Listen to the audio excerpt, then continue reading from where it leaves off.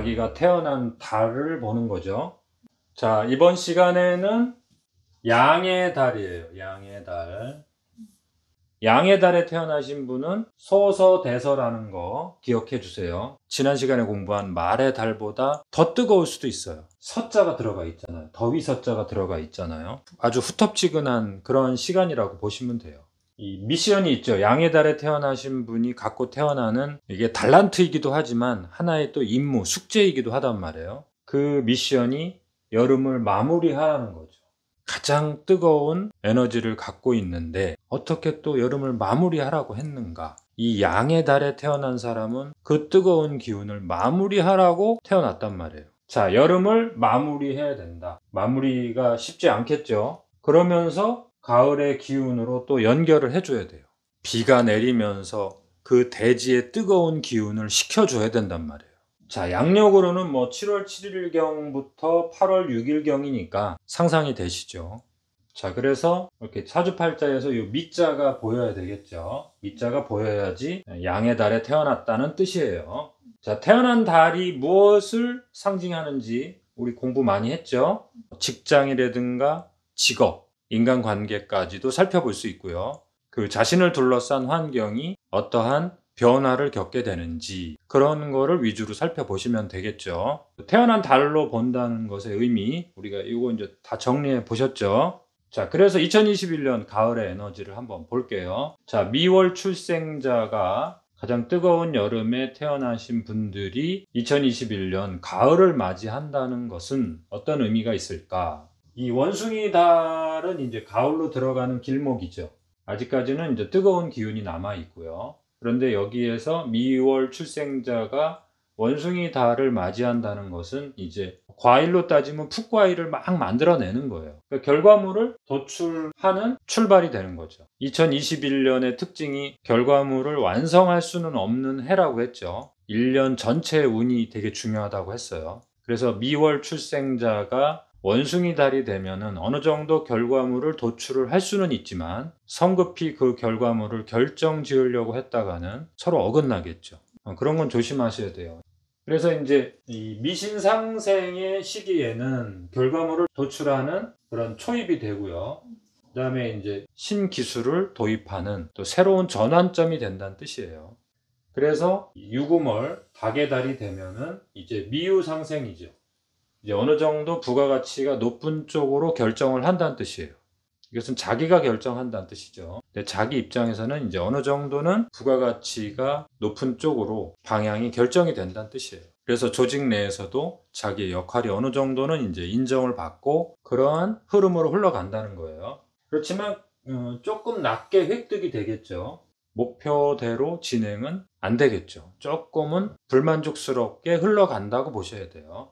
그 다음에는 이제 술월이 되면은 술미파, 미술파 조율이죠. 미월 출생자가 술월이 되면은 파라고 하는 조율 관계가 만들어지는 거예요.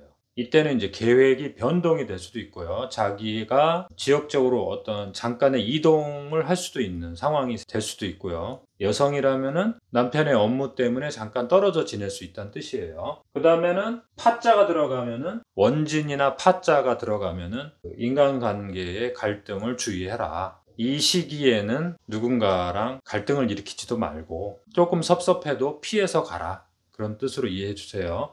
그래서 2021년 이제 겨울을 맞이하죠. 2021년 겨울을 맞이해서 해월이 되면은 미월, 미토월 출생자가 해월을 맞이한다는 것은 삼합을, 그러니까 합의 관계를 맞이해서 자기가 그동안 계획했던 것을 조금 한번 업그레이드 시켜서 새로운 전환점을 또 만든다는 거예요. 그러니까 그동안 업무에 업그레이드가 일어날 수도 있고요. 그 다음에 이제 결혼하지 못한 분들은 자기와 뜻이 맞고 마음이 맞는 사람을 만난다는 뜻도 되는 거예요. 미토월에 태어난 사람이 해라고 하는 에너지를 만나면 대단히 좋은 일이 많이 생기겠죠. 그 다음에 이제 조심해야 될 건 뭐예요? 새로운 정보, 자기한테 익숙하지 않은 정보이고 의외로 가짜 정보들이 많기 때문에 그런 건 좀 조심해야 되겠죠. 그 다음에 자기가 또 누군가를 도와줘야 되는 상황이 생길 수도 있다는 뜻이에요. 그래서 자월이 되면은 이제 구체화가 된다는 거예요. 자기가 앞으로 할 일도 구체화가 되고, 그다음에 사업의 품목도 어느 정도는 결정이 된다는 뜻이에요. 근데 조심해야 될 게 있죠. 잠이 원진의 시간이죠. 이 원진의 시기에도 역시 조심해야 될 게 있네요. 인간관계에서 갈등을 조심해라. 그 갈등 관계가 있는 사람에게서 좀 멀어져라 이거죠. 햇수로는 이제 2022년 1월 달이 되면은 신축년의 마지막 달, 이때가 되면은 미토월에 태어나신 분은 이제 충미충, 육충을 맞이하네요. 이동할 일이 생길 수 있고요. 이게 이제 공간의 이동일 수도 있고 관계의 이동일 수도 있어요. 그 다음에 충일 때 교통사고, 건강상의 소화기 질병이나 신경성 장질환, 이런 것들을 조심해야 되고요. 기존에 가져왔던 생각과 다른 생각이 충돌한다는 거니까 이 충돌의 의미를 좋게 생각하셔야 돼요. 서로 다름을 배우게 된다는 뜻이에요. 물론 자기가 이제 자기 고집에만 빠져 있는 사람은 당연히 충돌을 통해서 어긋나게 되겠지만, 그리고 이제 다른 사람을 간섭하는 것을 좀 조심해야 되죠. 갈등을 조심하시고 축월을 어떻게 보내느냐가 대단히 중요하겠죠. 자, 왜 그런지 한번 간단하게 한번 그림으로 제가 그려봤어요. 미월에 출생한 분이 이 신축년의 축월, 날짜로는 2022년 1월이에요. 그 시점에서 2022년 2월 4일부터가 이제 호랑이 달이잖아요. 자, 이 시점이 가장 민감하다고 했죠. 그러니까 우리가 지금 공부하는 12띠 공부를 할 때 시간은 12년마다 반복이 된단 말이에요. 에너지가. 그러니까 에너지로 그렇다는 거예요. 에너지의 순환이 12년마다 이 전환이 돼요. 큰 에너지의 형태로.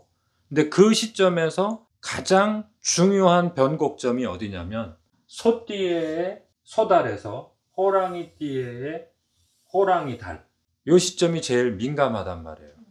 그래서 게임 체인저가 등장한다고 했죠. 이 12년을 이끌어갈 제품이 보인다고 했죠. 등장하는 거는 사실은 쥐띠해에 등장하지만 그것이 제품화되고 제도화되고 이것이 좋으냐 저것이 좋으냐 경쟁하는 것은 소띠해에 일어나잖아요.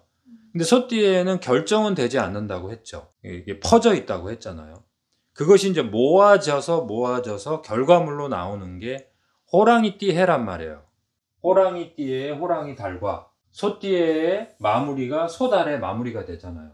그러니까 여기가 얼마나 예민한 시간이 되겠어요. 보이잖아요. 그렇죠? 소띠의 소달의 그 각축장이 마무리가 되면서 호랑이 해의 호랑이 달에 이제 전문화의 세상으로 레벨이 결정이 되는 거잖아요. 1등, 2등이 결정이 된단 말이에요. 그게 어느 정도 가시화된다고 했죠. 그러니 얼마나 중요한 시간이에요. 그래서 미월에 출생하신 분이 이 시점을 놓치면 안 되겠죠. 이제는 소띠해에 노하우를 장착을 해서 소띠해의 소달에 새로운 노하우를 장착하게 되잖아요. 미월에 출생하신 분이 충미충으로 새로운 노하우를 이제 장착하게 된단 말이에요. 그 에너지를 가지고 호랑이 해를 열어줘야 되겠죠. 그러니까 세상의 시간도 이때 민감하게 변하는 변곡점이고, 이 미토월에 태어나신 분도 이 시점을 제대로 잡아내지 않으면 상당히 뒤처진 입장에서 세상을 또 살아가야 된단 말이에요. 그래서 2021년에 마무리가 되는 시점과 2022년이 열리는 시점에 어떻게 적응을 할 것이냐, 이것이 제일 중요하겠죠. 어느 정도는 좀 보이실 거예요.